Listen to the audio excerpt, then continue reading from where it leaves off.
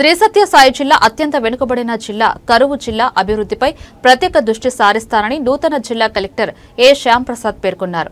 శ్యామ్ ప్రసాద్ శ్రీ సత్య సాయి నూతన జిల్లా కలెక్టర్ గా పదవి బాధ్యతలు స్వీకరించారు. ఈ సందర్భంగా జిల్లా నూతన కలెక్టర్ కి డప్పు వాయిద్యాలతో వేద మంత్రాల నడుమ జిల్లా యంత్రాంగం పుష్పగుచ్చంలు అందజేసి ఆయనకు ఘనస్వాగతం పలికారు. అనంతరం కలెక్టర్ కార్యాలయంలో నూతన కలెక్టర్ గా బాధ్యతలు స్వీకరించారు. ఈ సందర్భంగా మీడియాను ఉద్దేశించి జిల్లా కలెక్టర్ మాట్లాడుతూ జిల్లా అభివృద్ధికి అధికారులు సమన్వయంతో పనిచేసి అభివృద్ధి పథంలో నడిపించేందుకు ప్రతి ఒక్కరూ పనిచేయాలన్నారు. కరువు జిల్లా అయిన సత్యసాయి జిల్లాలో మొదటి ప్రాధాన్యతగా వ్యవసాయ రంగము అభివృద్ధి, పరిశ్రమ ఏర్పాటుతో పాటు జల సంరక్షణ, విద్య, వైద్యం, మెరుగైన పనులు, సేవలు అందించేందుకు శాయశక్తులా కృషి చేస్తానన్నారు. జిల్లా అభివృద్ధికి జిల్లా ప్రజలు సైతం సహకరించాలని విజ్ఞప్తి చేశారు. ముఖ్యమంత్రి తనకు అప్పచెప్పిన కార్యక్రమాలను దిగ్విజయంగా నిర్వహించి జిల్లాను ప్రథమ స్థానంలో నిలబెట్టేందుకు కృషి చేస్తానన్నారు.